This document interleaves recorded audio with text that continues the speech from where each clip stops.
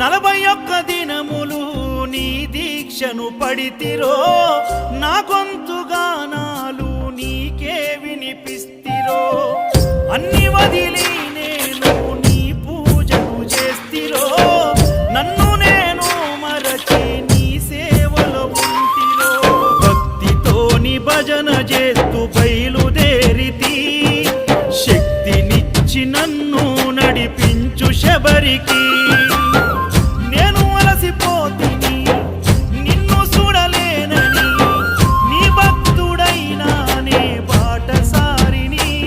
క్షణముండలేను తండ్రి నేను తల్లడిల్లిపోతి, ఈ పాదయాత్రలో నీ దరి కాననైతిని.